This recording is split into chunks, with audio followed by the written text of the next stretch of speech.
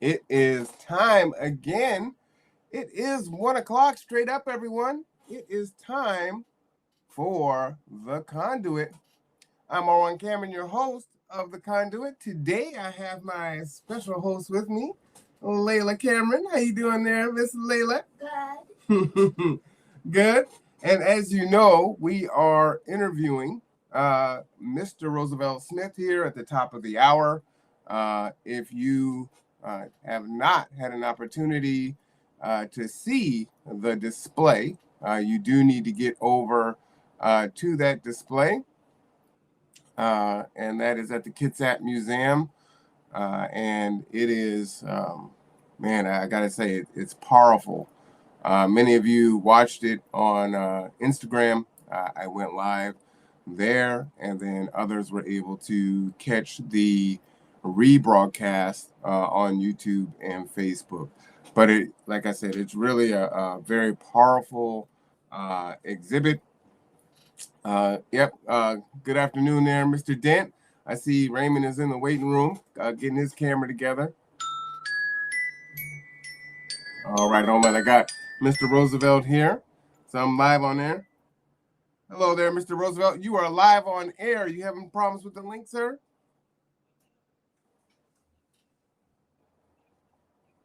And say that one more time. You can give it a few minutes. We can get it started, okay? Yeah, no worries. Take your time. Okay. And connect automatically. Come on, baby.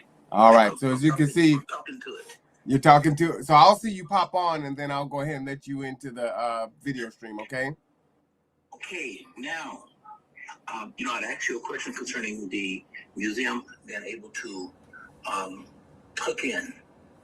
They want to hook in? Yeah. No, they would like to hear the podcast. Oh, yeah. If you want to just send them the link, or if you want me to send them the link, I can absolutely do that. Or they can just follow me on Facebook or YouTube. Do you what? Let me do this one. Can you send it to my wife? How's that? I can absolutely do that. Okay. And what is your wife's email? Didi Uh-huh. Log, L-O-G, Didi Log at AOL.com.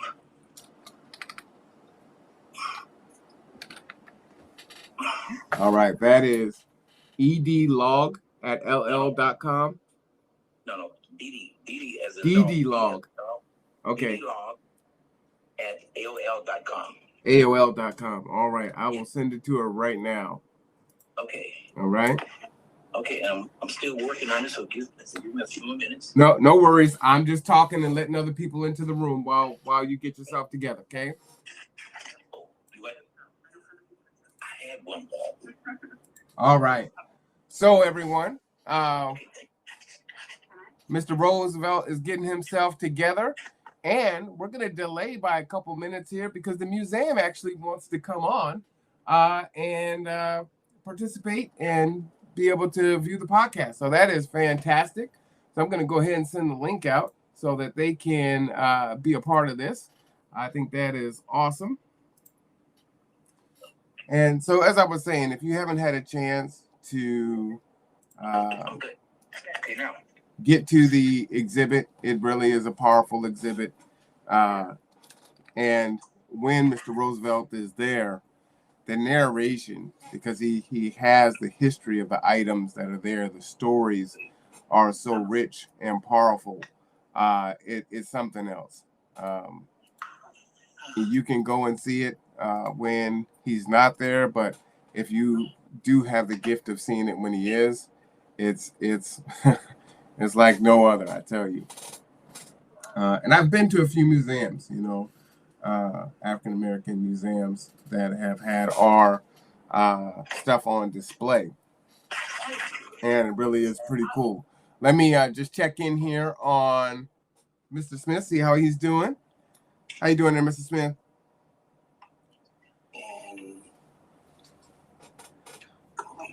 So once you're on the computer and you got your email up, all you should have to do is just click on the link. She did it. All right. So while we are waiting for that, let me go ahead and continue to put out information. Again, as you know, G2 is providing free transportation.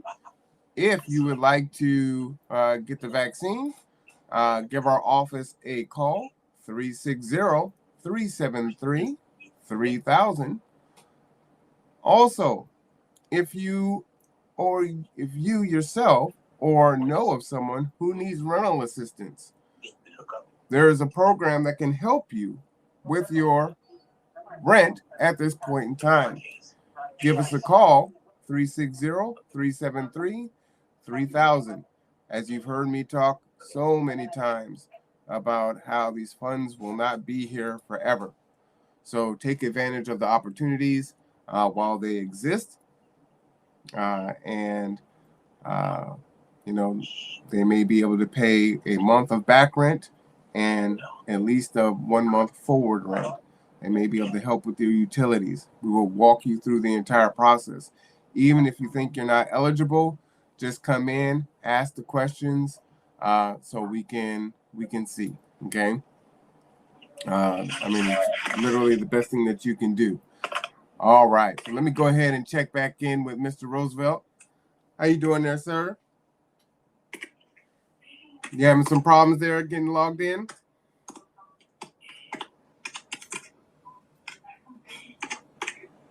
All right.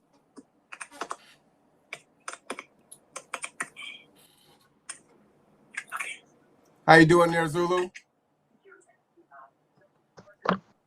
I'm doing awesome, sir. All right. It's good Glad to be aboard. Glad to be aboard. God is good. God is good. So far, it's been okay. How you doing? Well, you know what? I'm blessed and highly favored. I've got on my African colors today. I got on my, my red shirt for the blood. I got the green for the land. I got my black slacks for the people. I'm feeling it today. That's right. The green and black, the land and the people. Yes, sir. And then, I got my little one with me, Layla. Where you at, little one? Where you at? He's in there somewhere. I see you hiding over there. Layla, sit in the other chair. Sit in the other chair, sweetie. Last time I saw her, she was in a box. There you go. There's my little one. She got the red on. Yeah, too. hey, Layla. So we're matching. Oh, yeah, you guys are ready to go. Oh, good. Good. So, no, it's important. We're going to be talking about African American history, and it is up to us to pass our history on to our children. So, amen. And this is a lot of history that I don't know about. And so, going to that exhibit, like I said, was powerful, really exciting. Go ahead and let Rob in here. How you doing there, Mr. Dent? I'm doing great. How are you doing? Can you hear me? I'm doing fantastic. Oh, you look mighty fantastic with that G in your backdrop there. Oh, I know. Well, got to sit at my desk and, Okay, I like it. Yeah, there. Well, why don't you guys go ahead and just have a conversation while I talk to Mr. Smith here. Go ahead, okay. Mr. Smith. How you doing, brother? I ain't seen you in a while, Ray. Hey, all right. Staying busy, but I heard some all good you need news. to do is click the link. How you doing? And then I'm doing good. How's how's the new it job? should automatically link in. It's tiring. Yeah. Yeah, but it's not as physical as we're doing construction in the morning. Yeah. There you go. I see. But it's ground zero for where everybody at. Are you ready to go live? Who's in need of help? So it's a good place to be. Right. Good. All right. Good. And now I sent the link to your wife. Yeah, I ain't talked to you in a minute, man. I just we'll chat it up a little bit. We'll buy a little time, so hopefully we just had a conversation this week, and then we'll wasn't go it? ahead and get started. How's that? I don't know. My days blend together so much. I hear that. All right, Mr. Smith, how are you doing, sir? How you guys doing? Man, I'm doing okay. How you guys doing? How you doing, Mr. Smith? Good. How you doing, Mr. Smith? Man, I'm doing fantastic. Awesome. Thank you for coming in. So as you can see, Mr. Smith is actually at the museum right now. And Mr. Smith, what we're going to do is we're going to start here in just a few seconds. We're going to allow the museum to hopefully get logged in here. Okay. And we'll go ahead and begin in earnest. But okay. we definitely appreciate you taking your time today. I was just telling everyone how powerful the exhibit was and how much more you get from it if they come to the exhibit when you're there to listen to the history, right? Yes. You can look at the items and you can reminisce on some of the things that you recognize, but to hear your story that goes with it, the music that you put with it, man, there's nothing like it. It really is moving. It really is moving. Thank you. Thank you very much. Okay. So one of the things we plan on doing is as things begin to open up and we come back, we're gonna come up as a group, because I think it's important for us to, one, support our own history, support our people, and keep it relevant, right? Keep it fresh, and then pass it on to those that haven't been exposed to it, Black, white, or otherwise. I think that's critical. So that's something that we're going to engage in coming soon. Fantastic. Fantastic. Okay. So, Mr. Roosevelt, what you have here is the person who's on the bottom with you. That is Rob Dent. He is one of the founding members of Gather Together, Grow Together, and a board member. Okay. And the gentleman above is one of our board members, and that is Raymond Pateau. Okay. How are you doing? Hello, man. I'm doing fantastic. Good to meet you. Same here. Same here. Nice to meet you. So they wanted to be here in support. And so what we'll do, so people don't have to hear my voice, they hear me almost every day in a podcast, they'll read some of the questions off that I sent to you so we can kind of break up my voice. I might love to hear myself talk, but, no one else may. So All right. That may be the best way to go. Okay. So with that, let's go ahead and get started. And what I'll do is I'm going to go ahead and put the questions in the chat. Anyone who may be listening, if you want to ask a question, go ahead and type it in the chat. If you know Mr. Smith and if you want to come on and give him a shout out, let me know and I can actually send you the link and you can come on. Okay. Because it is, this is a big deal. It's a big deal to me for sure. So with the first question, Mr. Smith, I will go ahead and ask it. Tell us, who is Mr. Roosevelt Smith? Who is Mr. Roosevelt Smith? Okay, I was born in Dallville, Mississippi, which is considered the Delta, part of the Delta. Okay, I was born there. At an early age, my family moved to Memphis, Tennessee, and I stayed in Memphis up until the time in which I went to the Air Force during Vietnam. I would tell you that my grandfather, Samuel Cotton, was a very big influence on me. Okay, and the reason why was because I was considered to become a minister.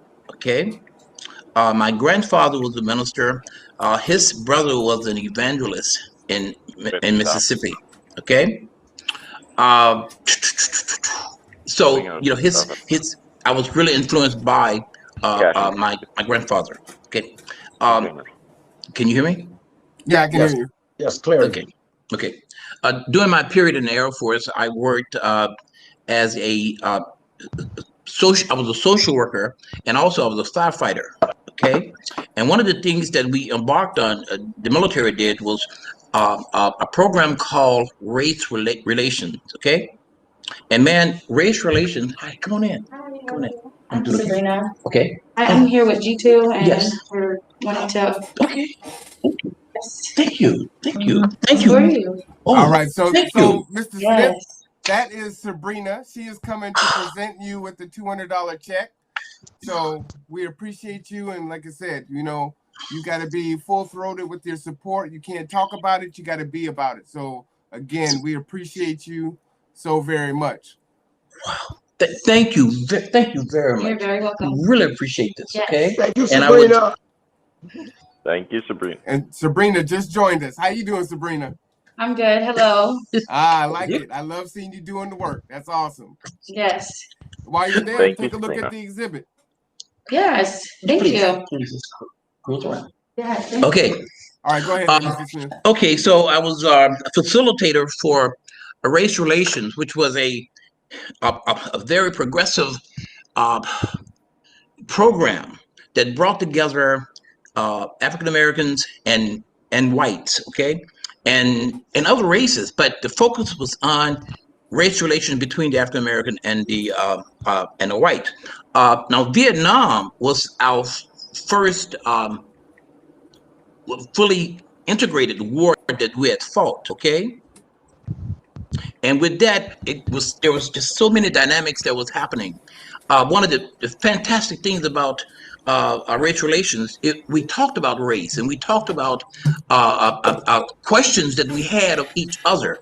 And let me tell you, that was in 1970 when I do my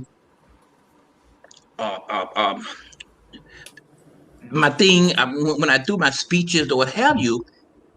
Some of the same questions are asked me. Okay, now remember, that was 1970, and this is 2021. Okay, so I did a stint in Air Force. I went to the Philippines. I worked in Tent City.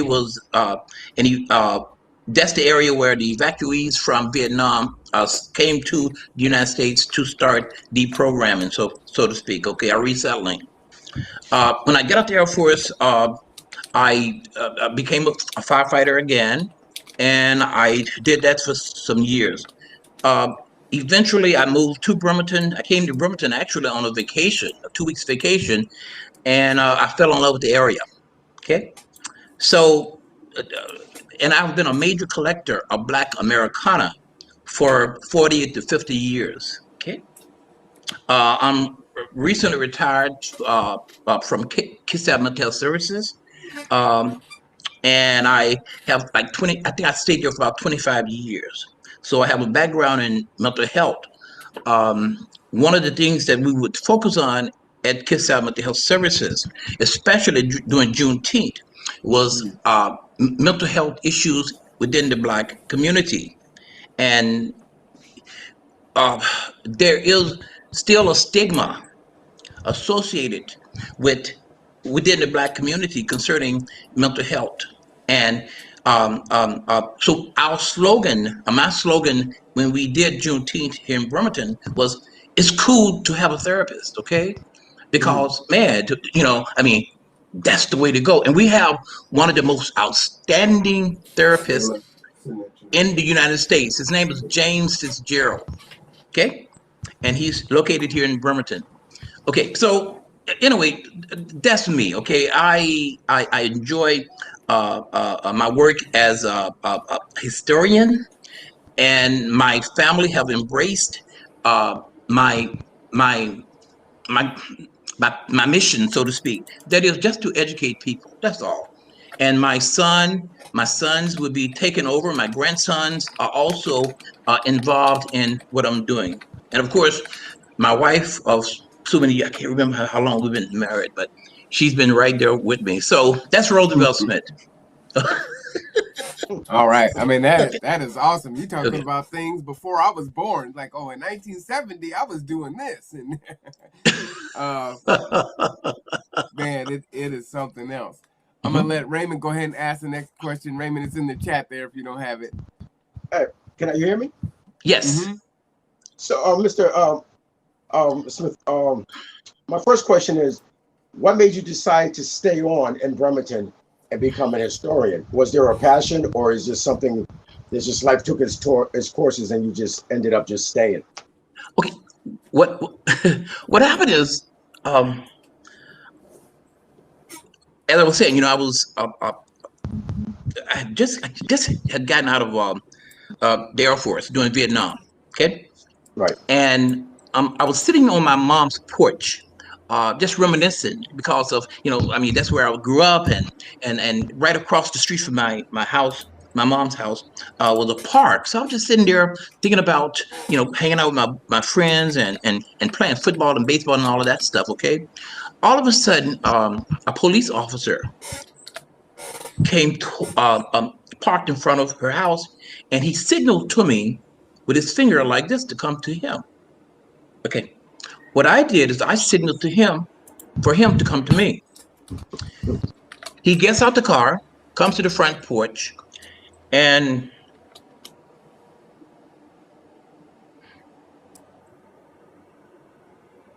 I think I lost somebody.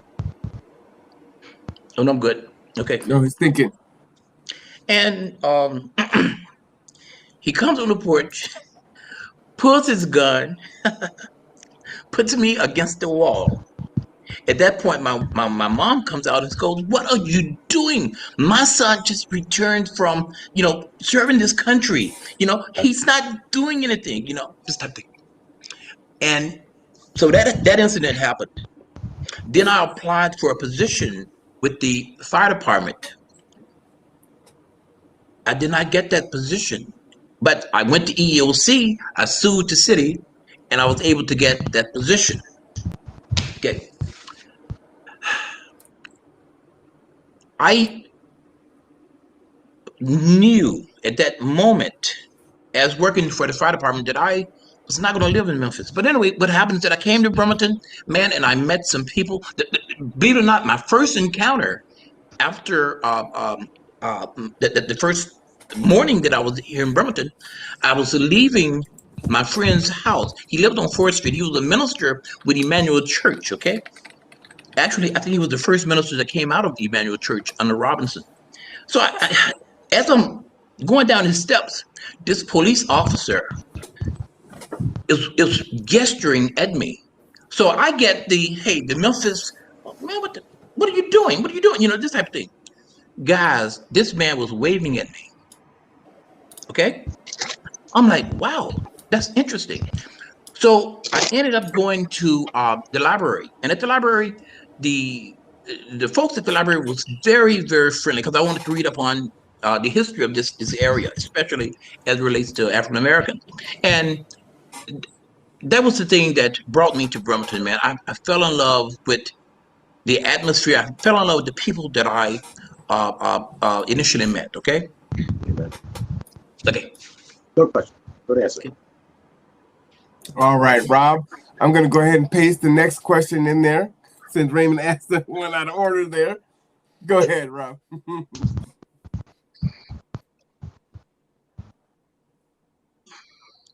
And I'll put them in the chat for you guys. Okay.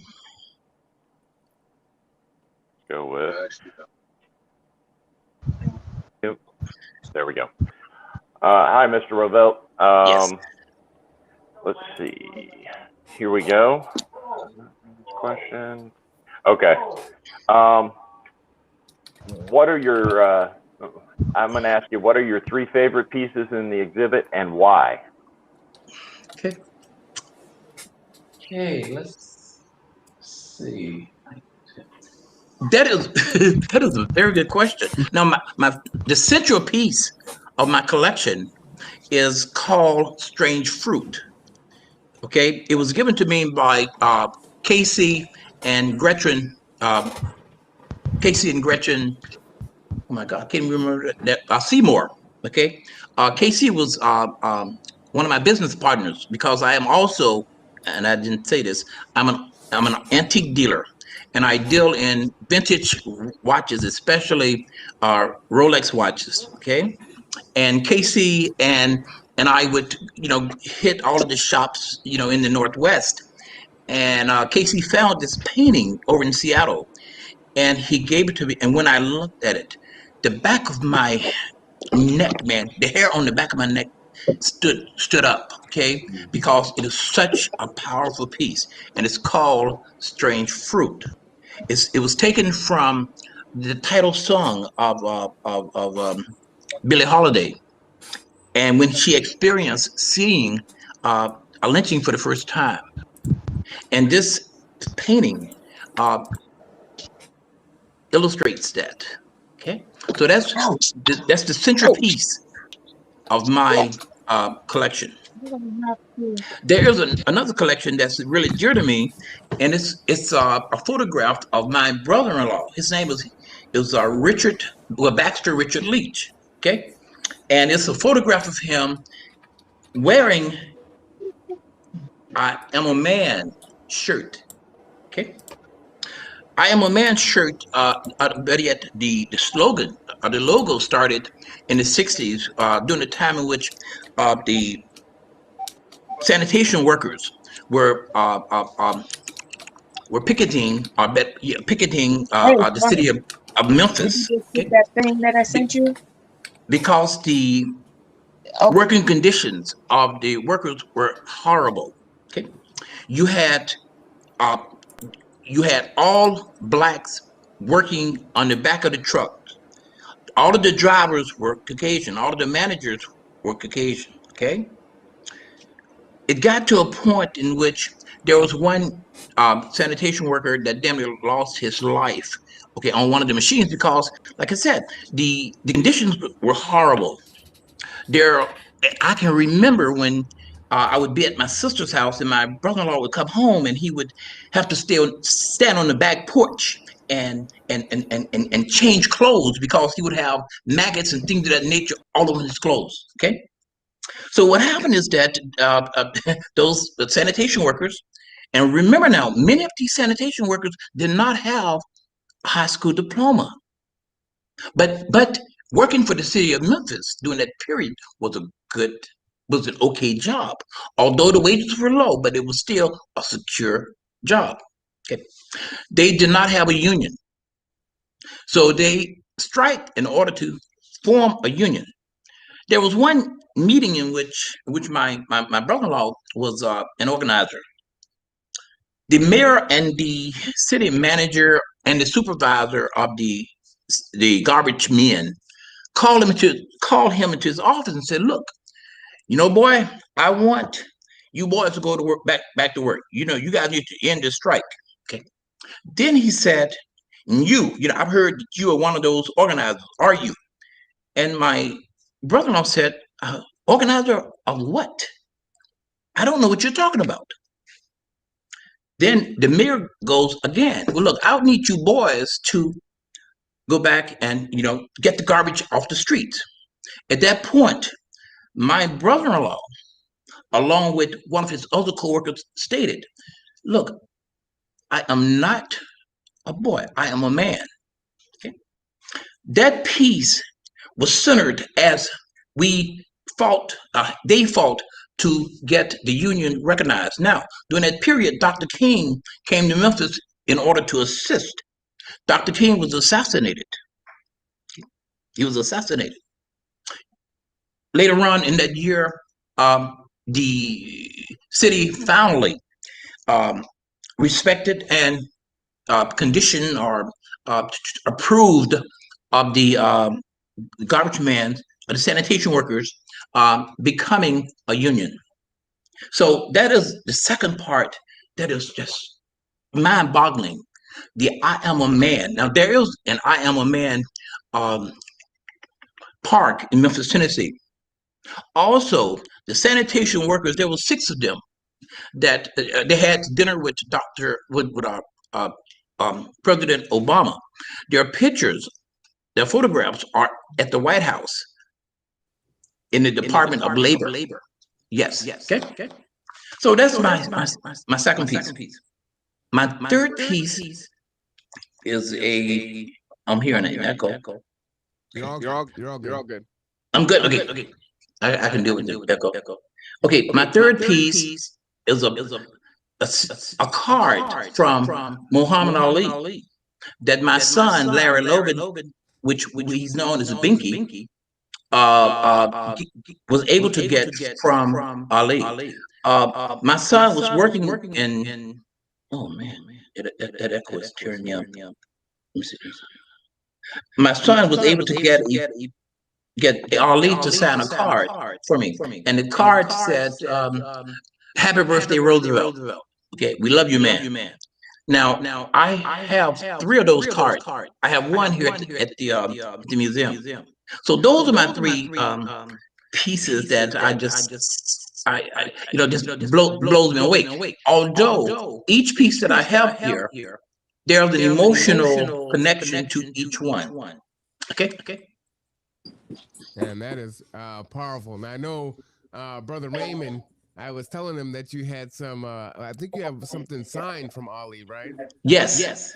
And I told him that, and he about lost it. So I think he was competing for Golden Gloves, and so when he heard that, he was like, "Oh yeah, I got to get up there." So that just perked him right up, and then he loves this stuff. So can you share a little bit about Kitsap County African American history? You know, maybe some things that many of us might not know about, and we kind of know about, you know, Quincy Jones and Loxie Egan's and some of the other things, but you know, well, you know what, you are the expert here. We defer to your expert knowledge. Now, the person I have I have to salute is Diane Robinson. Do you know? Excuse me. Get this echo. We're gonna try to get this echo off. All right. Get this echo. All right. Somebody can Now, I don't know if you have any headphones there, Mr. Roosevelt. That would resolve your echo if you had headphones. You know what? That's okay. I'm gonna deal with it. Okay. Special props goes out to Diane Robinson. She was the head of the Kitsap County Historical Society. Okay. And she was also the first African American female city council member in Bremerton. Okay. She left. She moved to Florida. Okay. And I think Karen Vargas was able to get many of those pieces from the Historical Society. So those pieces are still here in Bremerton. Some of the things. Okay. Our first city councilmen were a guy by the name of Marty Crutcher. Marty Crutcher is still here in Bremerton. Okay. And Marty is an outstanding individual. He was an ex-businessman. He's retired Navy. His life story must be told. Okay. But he was at one time. Thank you, Mr. Smith. Thank you. See you later. Okay. Marty Crutcher and God, I can't think of the other guy. He'll come to me. They were the first black city councilmen in Bremerton. Okay. As we know, there was a community called Sinclair Heights that was located in the West Bremerton. It was called the End Town by law enforcement and other folks. Okay, and what it was a settlement of African Americans that had come out to work on the shipyard. Okay, it got to a point that the DOD, because of pressure from white citizens in Bremerton, had stated that there was too many African Americans coming out from the South.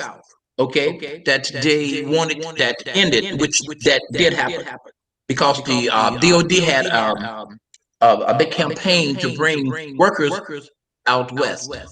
Okay, and it was part of the Great Migration from the South. Can you imagine? Can you imagine that the brain power that left the South with African Americans? Okay, just think if that brain power would have remained in the South, and if we had equal access to education and other pieces of society, would you believe what the South would be like? Man, mind-boggling. Anywhere you go, you in business, you meet. I meet these individuals, and I say, hey, you know, where you from? And they say, well, I'm from Memphis, Tennessee. I'm from Alabama. I'm from Florida. My family migrated here from Mississippi, and Arkansas. Okay, and these folks are pillars in their community. Okay, in education, in military, it's mind-boggling. All right. Yeah. Okay. In Kitsap County, we have a very strong history path. Okay. We, not only because of the Navy, okay, but because of blacks that that migrated out here. You had one of the leading landowners in Kitsap County was Admiral Ross, Mr. Ross. Yes, he owned a lot of, and his family still owned that property that's on the hill by the Hickory House, which was a nightclub that the blacks were able to come in, especially new blacks to the area. Due to the military, that's where they would come and meet other African Americans. Okay, but the history of Kitsap County and African Americans is long. Everywhere we have gone, we have left a legacy everywhere, and that history must be told, and it's told by J.D. Sweet. Okay, J.D. Sweet. He's a teacher at Olympic High School. Okay, all right.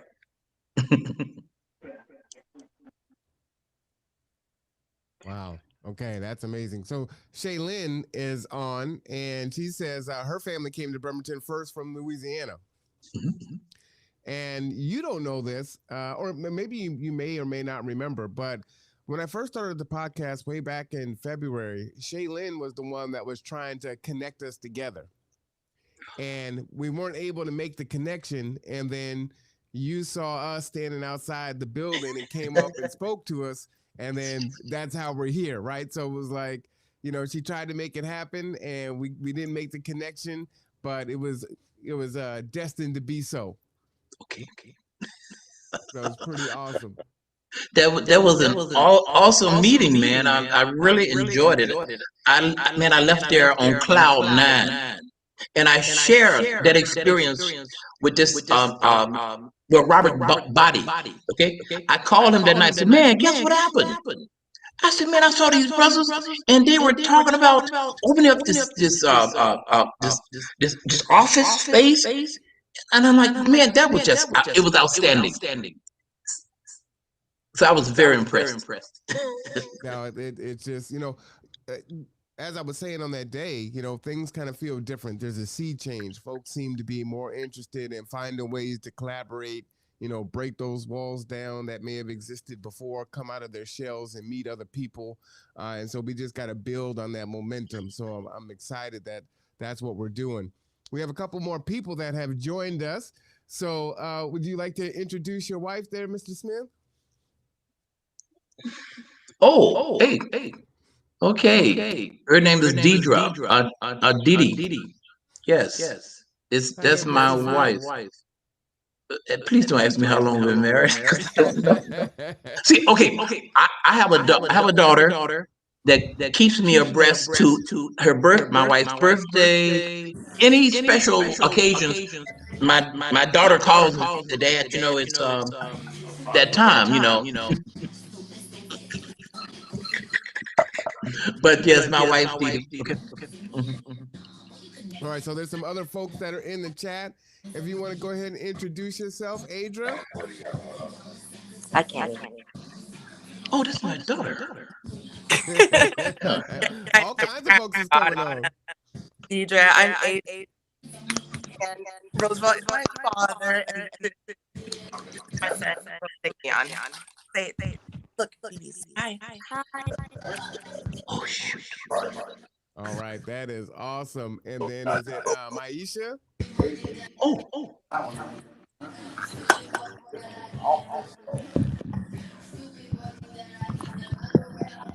Okay. Maisha, you want to introduce yourself? Can you hear us? Put those sleep.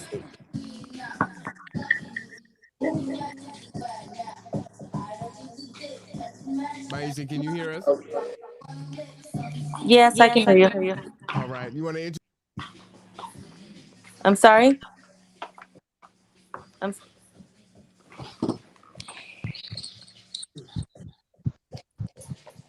All right. So let's go Okay. ahead and keep it on going.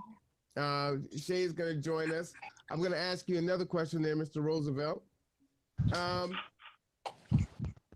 You know, my daughter is sitting here behind me listening, and you see that we have, you know, your family here. You know, what can and should we learn from our history? Where's the prentice at? What can we learn from our history?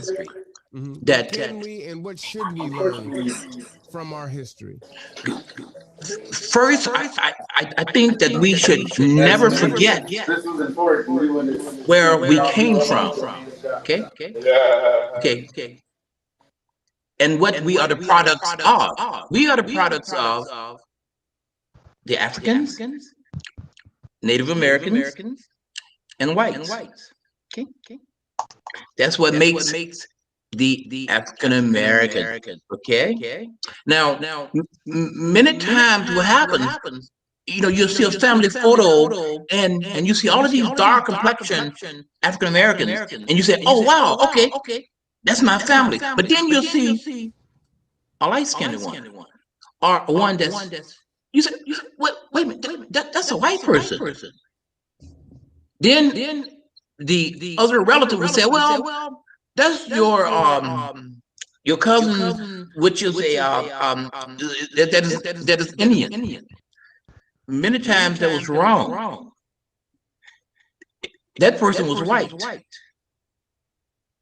Okay. So we have to start from that point.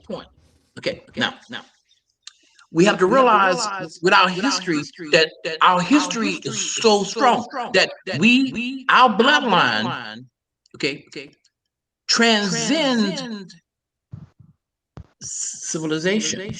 Now, at one time, the Africans, especially the Moors, brought out the Dark Ages from Spain and from other European countries.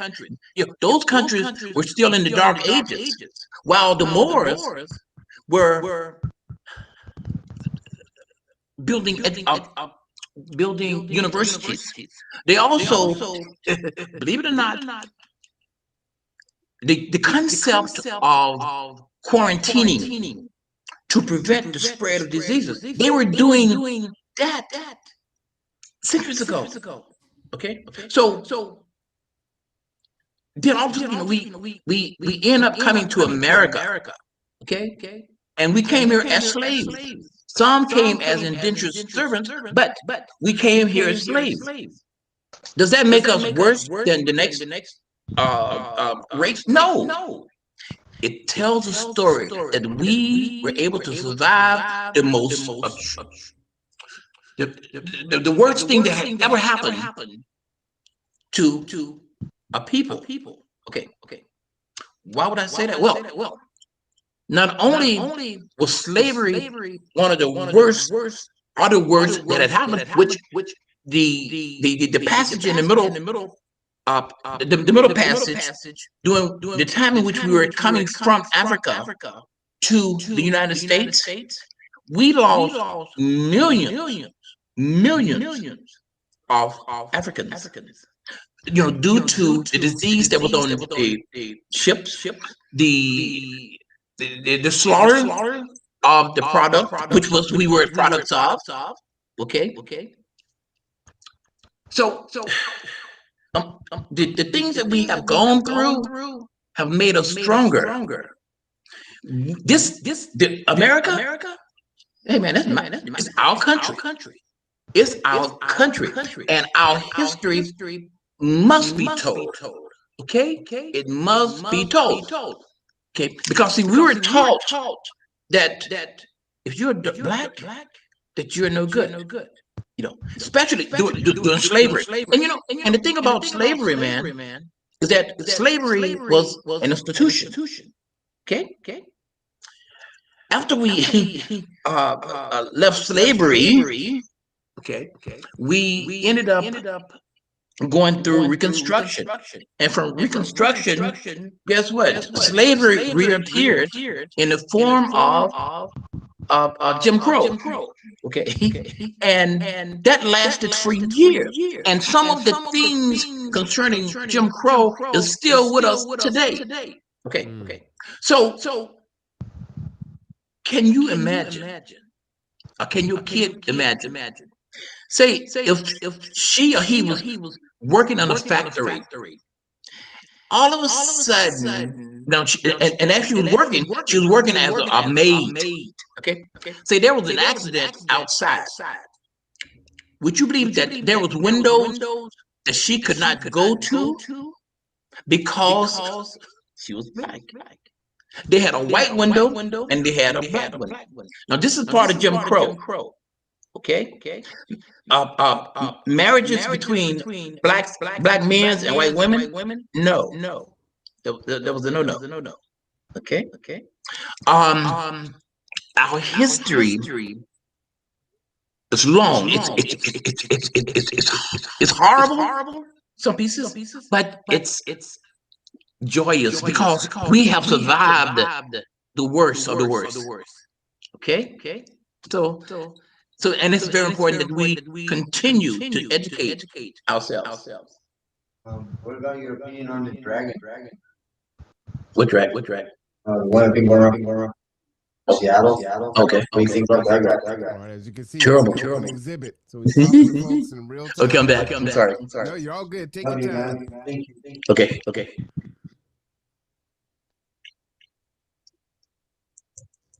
So did you complete your thought there, Mr. Smith? That question was kind of strange. You want to talk about it, or No. Okay. I'll leave that alone. It was like, okay. So back to our history. We must demand that our history is taught in our schools. Okay. That's very, very important. And also, the thing with black parents, we have to make sure that our kids know our history. Okay. Very important. Okay. Absolutely. Well, I actually have a question for you, Mr. Roosevelt. Okay. What is your perspective on Juneteenth? Okay, Juneteenth. Man, let me tell you, man, I am so happy. I'm so happy. But let's go back. Okay.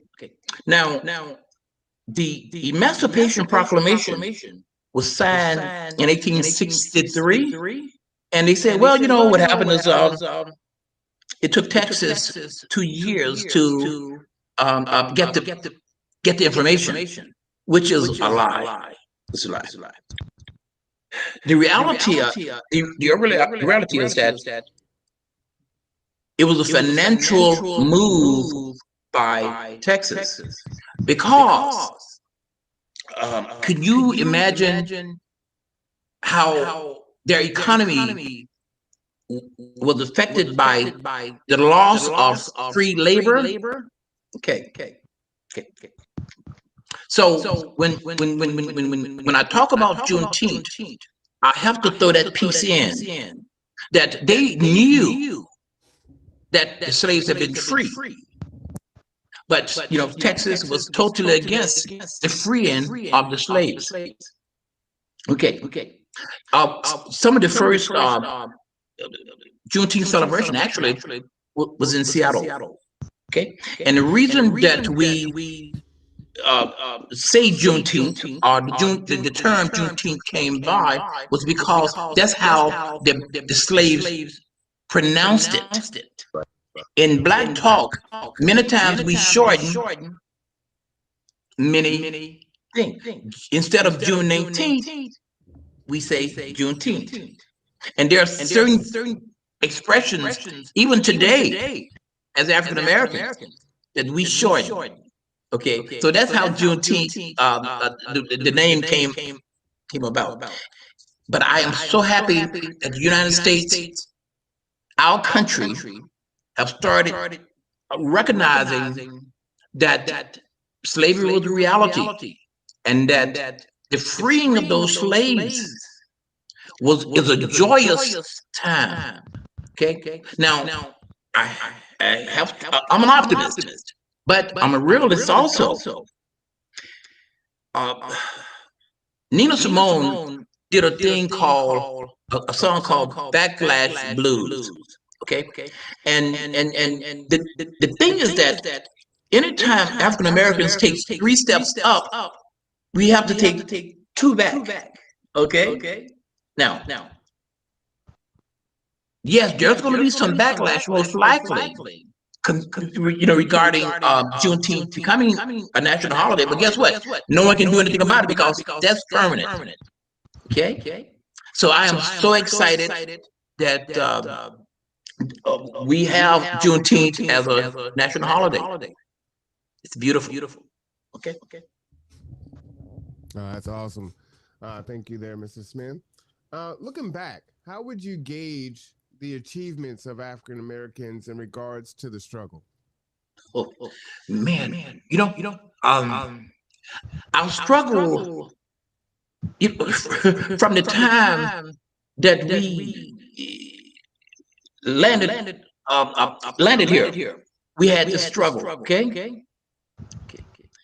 See, the slaves, man, were they were different than what we see on in the media, especially like movies like Gone with the Wind.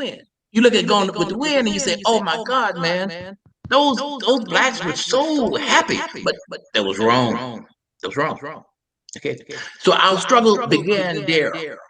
Okay, and it has continued. It continued through Reconstruction.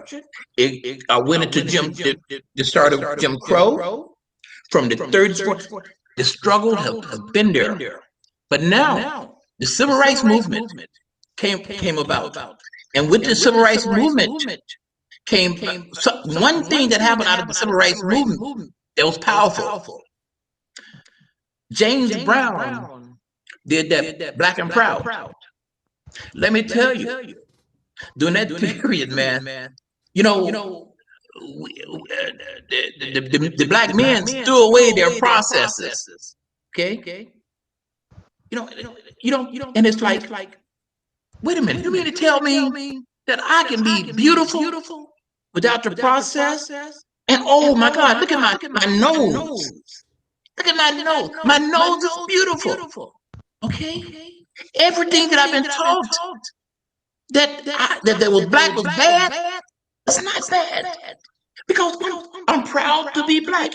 Now, with that being proud to be black, it doesn't mean that I hate other people that are not black.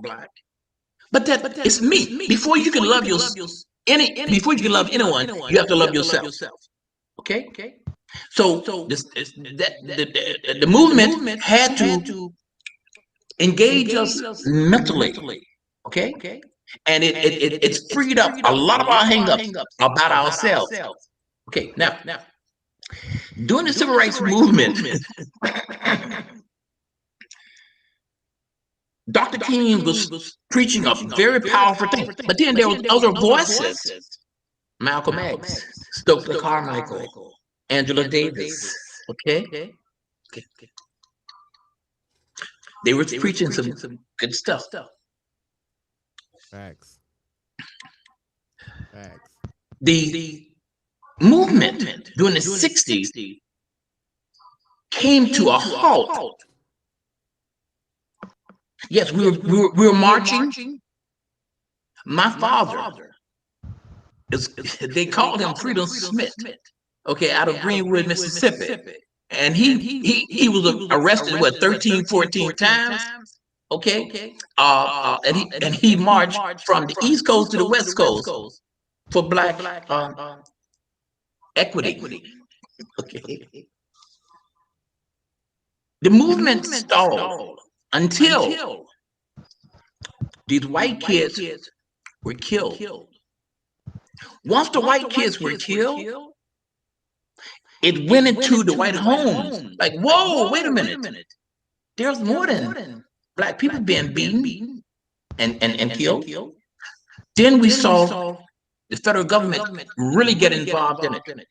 Now, the Black Lives lifestyle or the Black Lives movement, it have touched not only Kitsap County, not only the United States, but the world.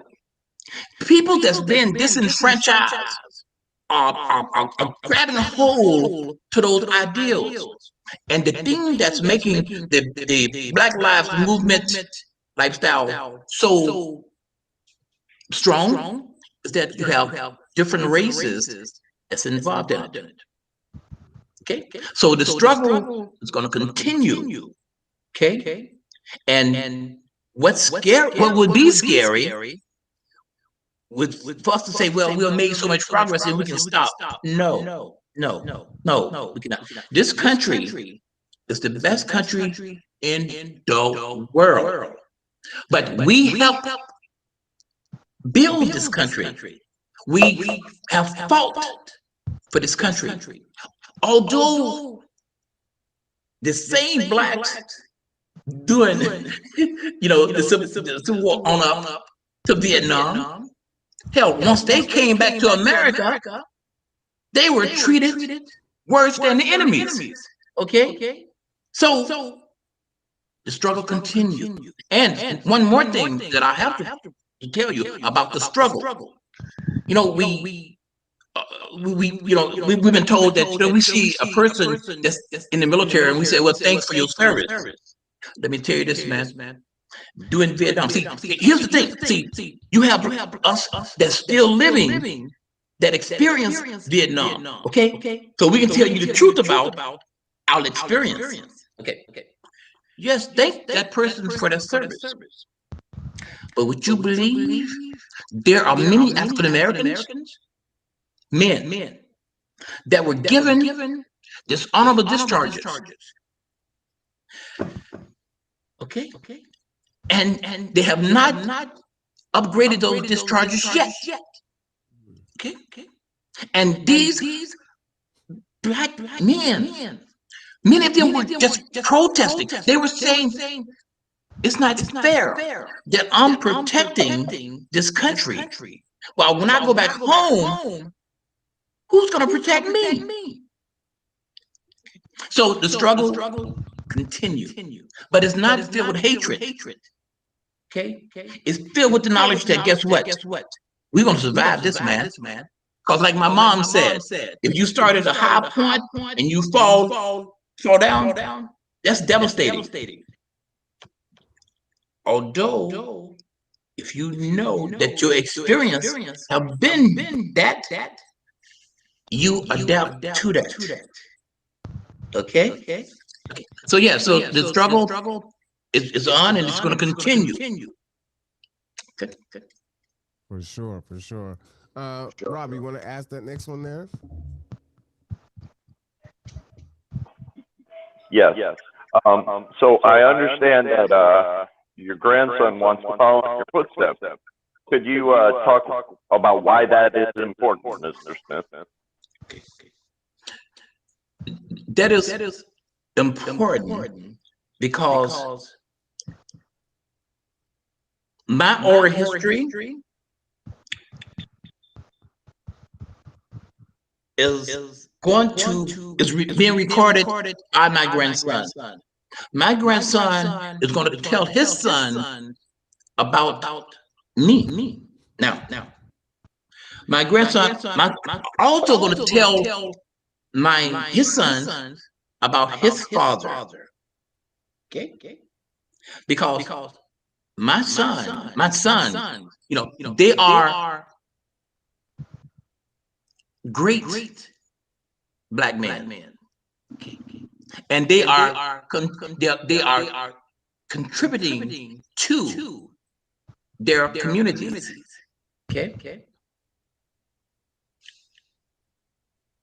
Our history, again, history has to be told. over and over and over. One I really admire and love listening to the survivors of the Holocaust, okay, and how they want to make sure no one forgets. I admire that. I love that. Absolutely. So my son will keep our history alive. Okay. That is powerful. Mr. Smith, what words of encouragement can you give us? And also, what words of caution can you give to us? Encouragement. Well, just continue, to know that there's going to be a brighter day. Tell your friends to vote. Tell tell the young black kids, look, let's are you interested in a political life? That's power.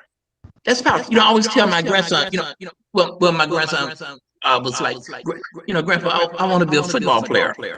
I said, you do? He said, yeah. I said, but look, a football player's life is, play football 3 years. But look at the owner.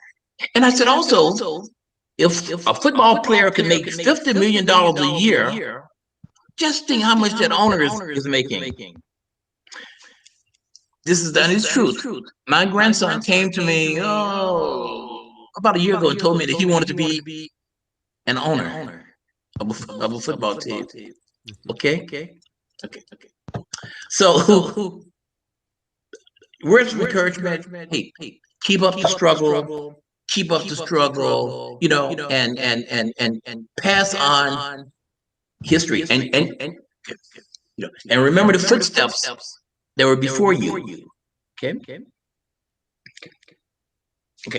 So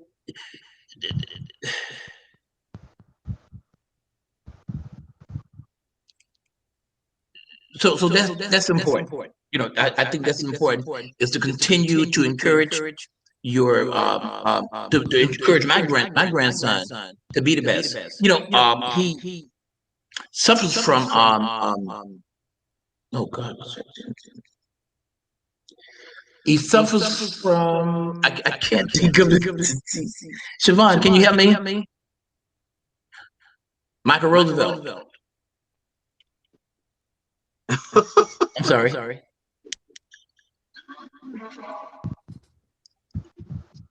I can't think of the disease that he. Oh, I forget. Wait. He suffers from a disease. Crohn's. Yeah. And I told him, I said, bro, of course you're going to live a full life. But I would love to see you discover a cure for Crohn's. Okay. So that's where I'm at. So and my words of encouragement is that there's nothing in the world you can't do. Shoot for the stars, man, and beyond. Absolutely. Okay. Oh, that's awesome.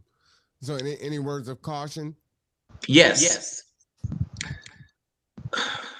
Do not become passive. Do not think, oh God, one of the things that really rocks my world in the wrong direction is for me to meet a young, successful African American male, and I would say to him, "Hey, man, are you contributing anything to the black community?" And he was answering me, "Man, I'm not into that because I have my Mercedes, I have my Rolex, and one of the things." And please take this to heart. One of the things that was judged for black men's success was the availability of having a white wife. Because see, the KKK.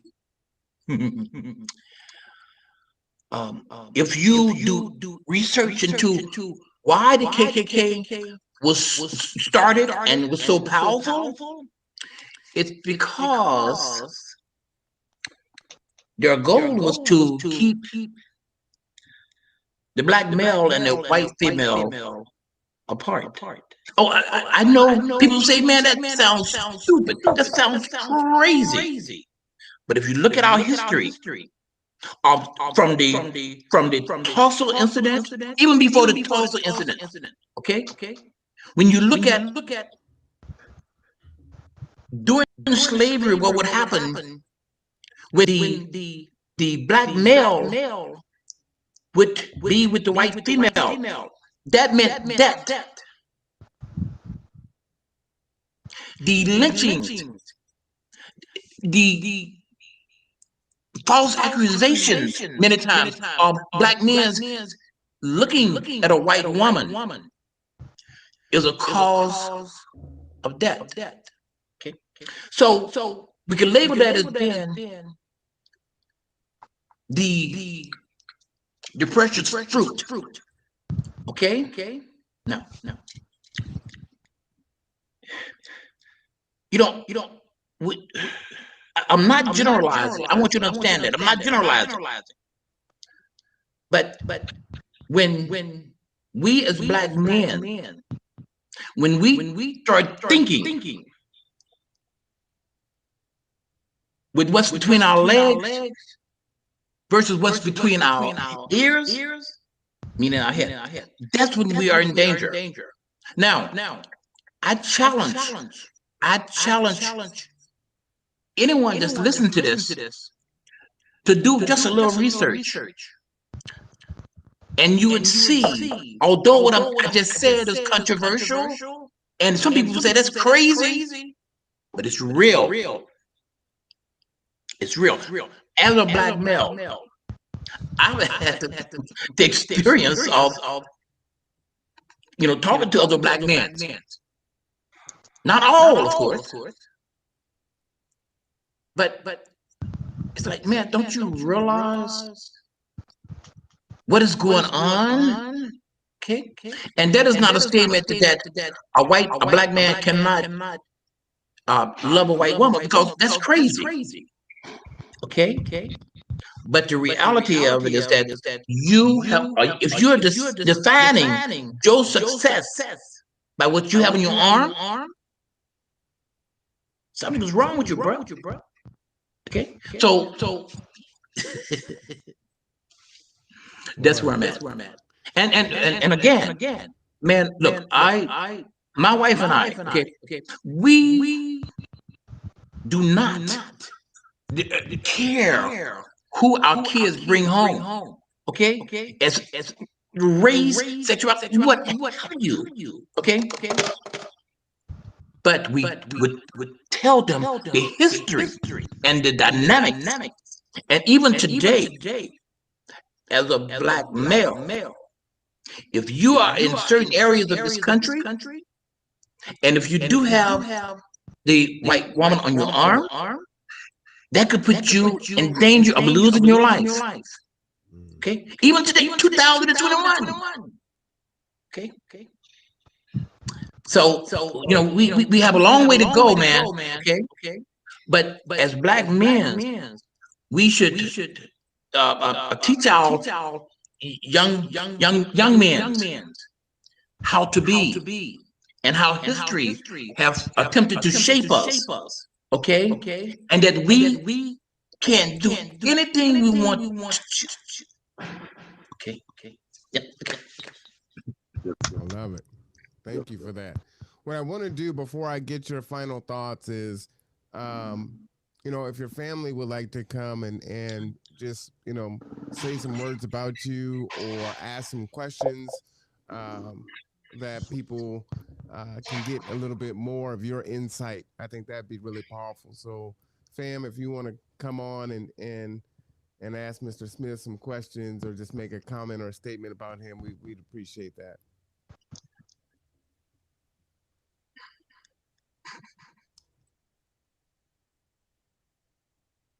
Go, Adria.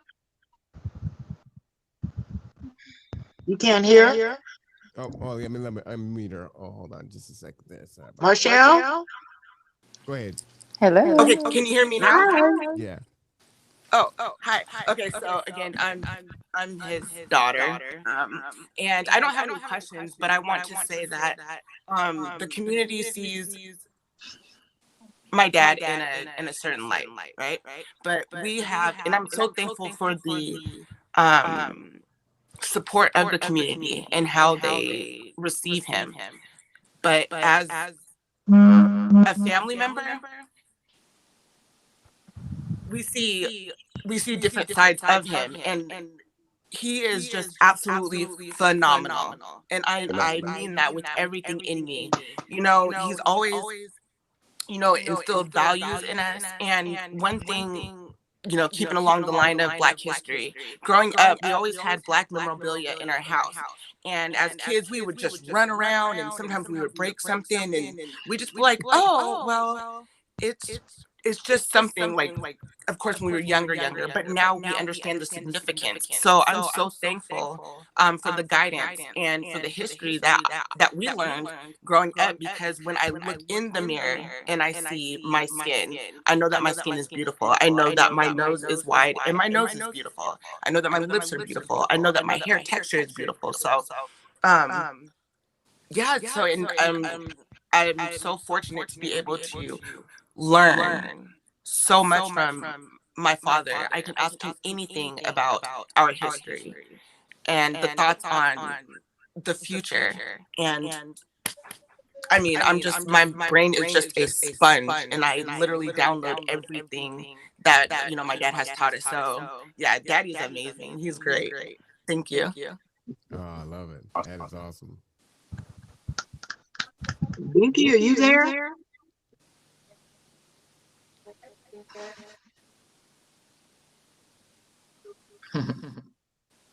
I can't tell who's in the middle. Marshall, Yes. go ahead. Do you have a question, comment, statement? I don't have a question, but I am his niece. He is like my second father. Raised me my whole life along with his daughter. We're very close, and my auntie and my cousin. So one thing I can say about my uncle is he is one of the most amazing people I have ever met in my whole life. I can't say enough good things about my uncle because he's always doing something more, and he's always there. I've been gone from home since 2004, but when I come home, I go to their house. That's where I go. That's home for me. And everything that I do know about Black history is because of my uncle. And I am so fortunate for that, because I did my ancestry, and I'm just so intrigued by everything African. Like, I want to know everything. So everything that I learned growing up from my uncle, it's still in my head, and I can apply it to the things that I've recently learned. And I'm so grateful for him for always being there and being the man that he is, and always making sure we knew who we were. That is awesome. That is awesome. Thank you. All right, my sir. Love y'all too. Mrs. Smith? Yes. Who, me? Yes, ma'am. Oh. Oh. Oh, I'm sorry. I love him. He's a good person. Okay. Absolutely. I dropped the mic on that. Okay, I'm gonna mute my mic. All right, Mr. Smith. What would you like to leave us with? We asked a lot of questions here today. I want to thank your family for coming on and supporting you. That's so tremendously important. I've been doing this podcast since February, and I talk about a lot of the issues that are going on and that kind of plague our community still. And one of the things that I'm focusing on right now is kind of the heterosexual black male and us stepping up and being accountable and starting to heal. And it's so awesome that you talked about the mental health piece, uh, because we will often forgive, people that are outside of us, the rest of the IPOC community and even white folks, but we can't forgive each other. Uh, and so it's so damaging. And then we wonder why we don't support each other's businesses and we can't lift each other up and kind of do the things that need to happen, right? We're a very small community here. We're 3% of the population. We should be together and be strong, but we're separated, right? I mean, there's a lot of black churches here in this little tiny county, and it's like, we ain't big enough to have this many, folks separated. You know what I mean?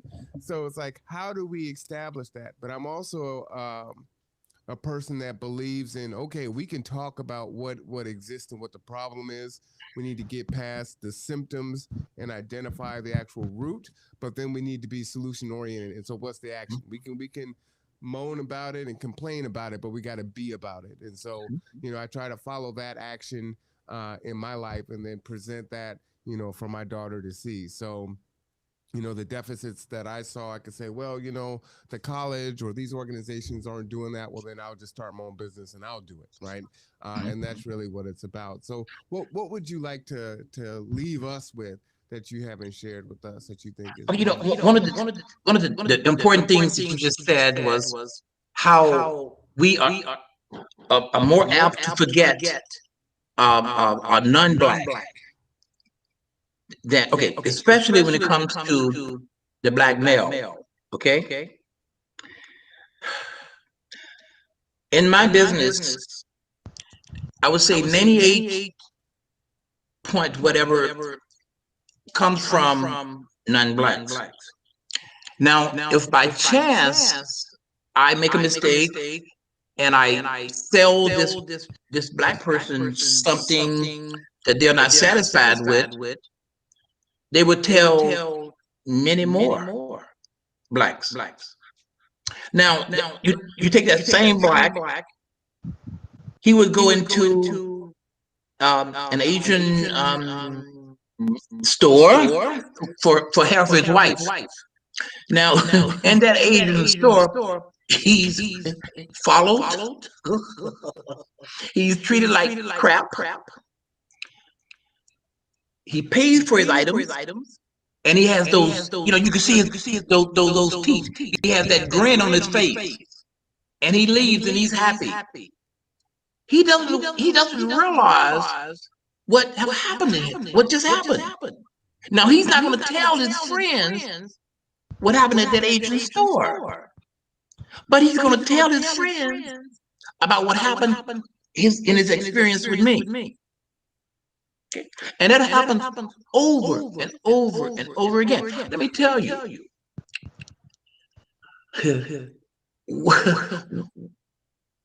I go to this place called Packwood, Washington.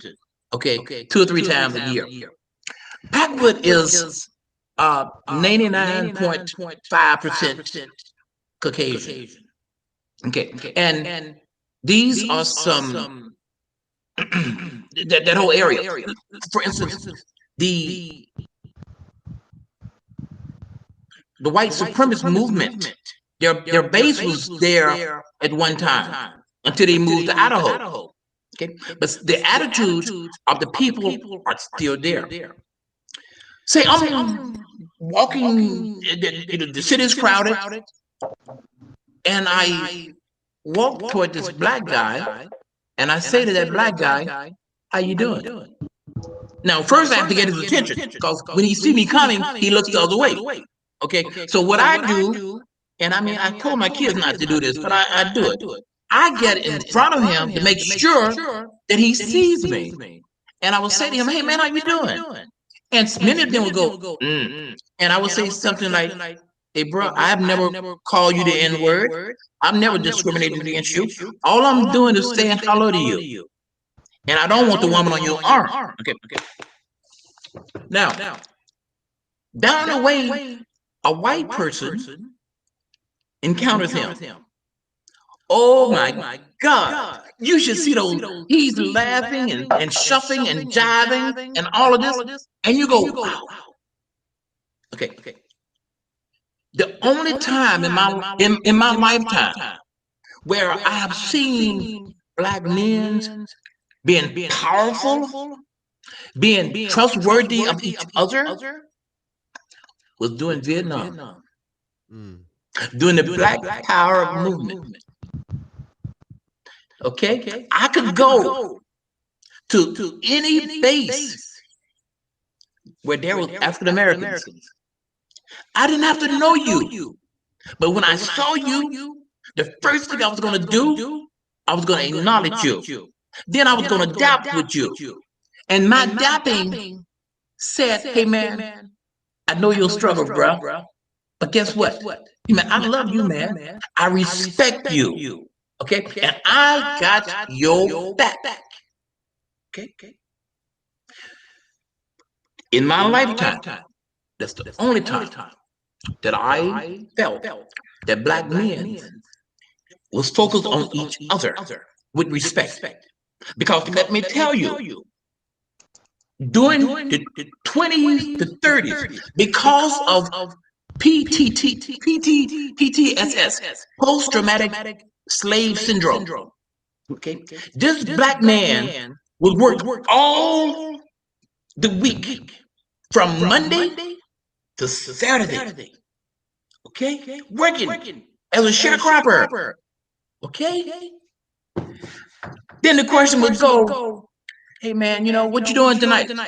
Man, I'm gonna go out, get me some gin, and I'm gonna shoot me in. My brother, I would say to that man, look in the mirror. You see, that PTSS causes self-hatred. Okay? You hate. It's in a sense, it's called internalized oppression. That's what it is. You hate things that look like you. So your thought is, oh man, I'm going out, I'm gonna kill me an end. Okay. So going back to this, black men need to get off their butt and do something in their communities. Okay. The black women, I'm so grateful that the black women have taken the movement over, and they're doing something because they're not pacified. You see, they don't need the Rolex, they don't need the Mercedes to define who they are. And to me, that's as we move forward. We have two of the most powerful men in the United States. Judge, that's Supreme Court Justice Clarence Tom, yeah, and the guy from South Carolina, Tom Scott. Okay, Tom Scott. Two powerful men, colored men. Okay. And I don't use the word color. And I would never call them Uncle Tom because Uncle Tom had more going for him than those two guys. Because every legislation that goes through those two guys, I'm sorry. Freudian slip. That's relating to African Americans, they are totally against. Would you believe the Supreme Court just ruled on the Obamacare? Tom on the Supreme Court voted for it this time, but the other two times he did not. He was totally against it.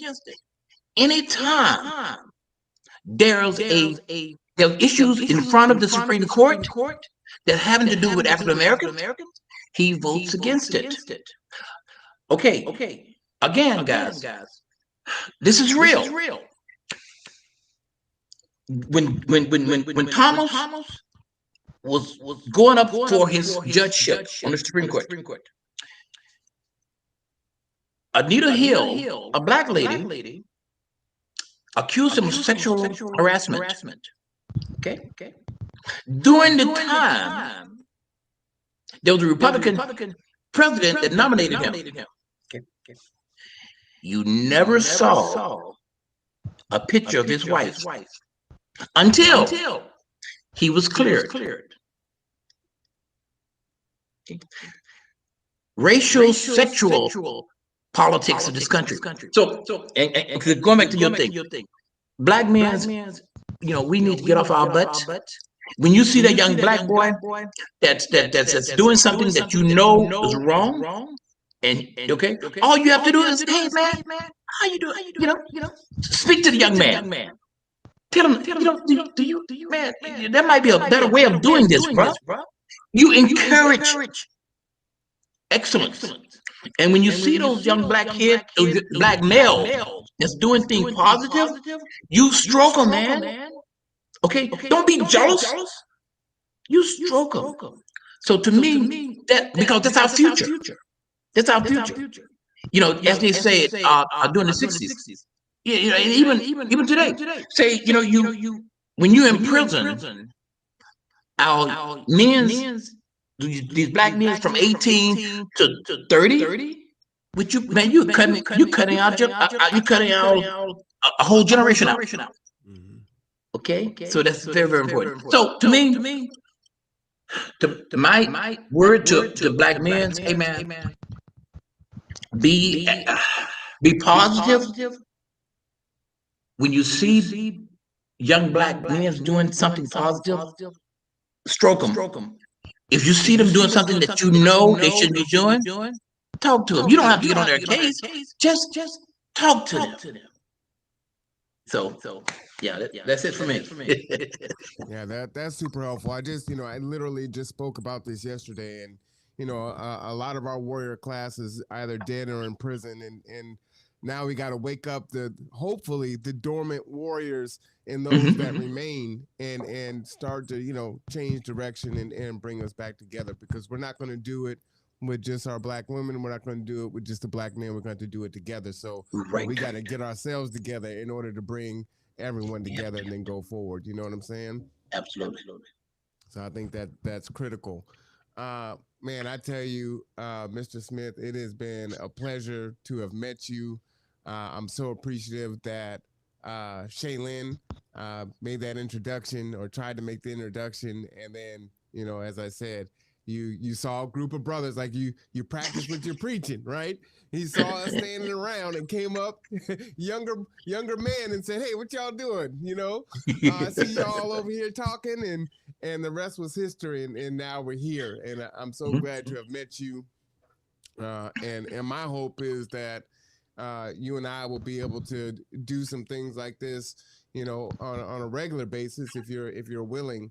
Definitely. Just because I think we listen to music over and over again, right? And we tend to listen to the wrong things, and that's what gets into our head. And folks need to hear the right thing over and over again, so that gets into their head. And so, I think for me, that's my way to try to change the circle around me. So that's my ripple in the pond, and just to continue to broadcast and to speak and to, if you touch one, and then one can touch one, and that's how it's going to kind of catch fire. And so I've got to take accountability for the power that I have, that God has given me, and to use it. Otherwise, it's just wasted. And I tell folks, it doesn't have to be something grand. It just needs to be something. Just do something. And it'll kind of take care of itself. And, here we are, several months later, and this is what it looks like, and what it can look like 6 months from now and 6 months from then, if we can keep it going to really be powerful. So I so much appreciate you. I appreciate your family coming on and supporting. That's a powerful testimony just in itself. And no, I just can't say enough. I really appreciate you. Can you hear me? Yeah, go ahead, Raymond. Jump in there. I just want to intervene just real quick. Mr. Smith, it's an honor. It's an honor to hear you. Mr. Mawan, I thank you for the invitation. And I just wanted to start off with all the words that I've heard about you and about your character, I'm not surprised because in our culture in Africa, the storytellers and the historians were the most powerful person there was. You know, they were the ones who established who you are. They establish your community with your unity of yourself. They tell you who you are, who you can be. They tell you about your ancestors, your lineages of the warriors, your teachers, your scholars, the poets. And so when a child is listening to a historian or a storyteller, they're memorized by the stories. And yet they're connected because they know that's them. So once you get that inside the community grows. It grows in confidence of who they are. The enemy has destroyed that because what they took first was separation. They separated. And so when you came on the slave ship, it was different cultures, different languages, different tribes, not knowing the same thing and not feeling out of place. And then once you landed, it got worse. And then when they recognized who had the knowledge or the understanding to pass on, they were taken out quickly. As warrior classes, which I believe I am, the understanding of wisdom is we know what the tactic is, but we are so caught up of being separated and bred that we don't want to unite. I don't know, out of fear or just maybe not just understanding who you are. And so as we come into America, our separation is deep.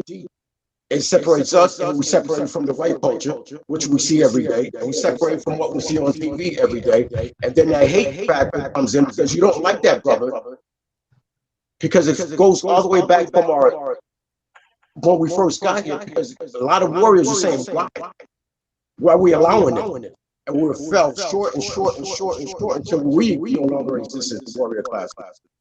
I said all that to say, those kind of words is what brothers need to hear. The historians are the most important people that we have. We need to protect them and keep them there. They're our history. They connect us with our ancestors, and they will show us what we're looking forward to as we become and transform. I say all that short of breath. I know there's a lot more I'd love to say to you, good brother. And I'm honored to see and to hear a voice of wisdom, a man of understanding. And the more we can do this, the more important we, as a culture, you know, we can't separate African, Jamaican, Haitian, Caribbean. You know, we need to get into a culture of who we are as Black entities, souls. I'm originally from Haiti, Port-au-Prince, and our unity is very strong, which means like in our village or in our city, everybody knows each other. We consider each other family. When we come to America, separation is huge when it comes to African Americans and it comes to people of pride and culture. And so it's kind of hard to see. But at the same time, this is the only thing that is missing in our culture right now, or is in America, is the storytellers, the historians. And then once that happens, the last thing that I like to say is what your enemy would not like to ever see you in our culture to arise would be first would be the elders to teach. Second would be the youth learn. And then after that will be the unity as the family, the mother, the father, and the child together. And lastly, they don't want to see the warriors awake. With that, I want to say thank you. All right. Thank you. Awesome. All right. So as you know, the Kitsap County Historical Museum featuring Roosevelt Smith, they have other exhibits, but right now we're talking about this one. 284th Street, open Thursday, Friday, and Saturday, 10 a.m. to 5 p.m. Please go and check it out. If you want to make a donation, you can make a donation right at the front. And so please support. We have to support each other. It's paramount. You've heard me talk about how long the black dollar circulates in our community before it leaves out. And so again, if we're going to change it, it's going to be up to us. A little bit of housekeeping, as you know, Tasia Green and myself do our Saturday night show at 9:30. This Saturday is Juneteenth, but we will still have our show, so tune in.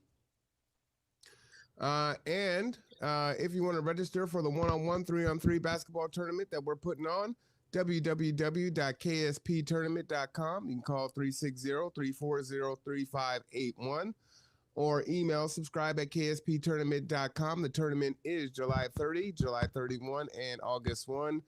There will be prizes. There's brackets for everyone to participate. There will be prizes, food, all types of different cool stuff going on.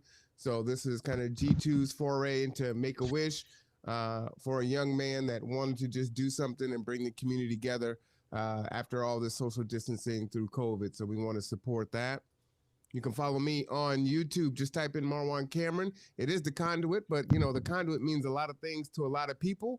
So it's just easier if you search by my name. If you need any of our services, please give us a call, 360-373-3000. You can follow me on Facebook at Gather Together, Grow Together. If you need transportation for the vaccine or for rental assistance, our transportation company is free, 360-373-3000. And if you want to set it up to where it's like, hey, I need to run to Walmart or I need to do something else, go ahead and maximize that. Shout out to one of our business partners, Foundation for Homeless and Poverty Management, with our founder, Drayton Jackson. The executive director is actually on right now, Diana Sullivan. So shout out to her. We do have volunteer and paid positions. Right now, we are looking to hire 6 painters for a contract that we have. And we also need, I believe Rob is not on here right now. He's our general contractor. I believe we are looking for 8 framers. We will be building some luxury homes in Bay Bridge Island come this August. So if you have some skills there, please reach out to us. Again, you can use that same phone number. As you know, I do the 2x2 Conduit Studies partnership with Reverend Ellington every Tuesday. Coming in. Hello. And then Up From Slavery, so shout out to them. And I think I've kind of hit it all. There's a lot right there. So if anyone has any final thoughts, I'll go ahead and leave it to that. If not, we will go ahead and sign off. Thanks for the check. Oh, it is absolutely our pleasure, for sure. All right. All right, Joe. Wallace for president. Oh my God. All right, have a blessed day, everyone. All We will right. see you next time. I'm Marwan Cameron. All right. This is The Conduit. Thank you.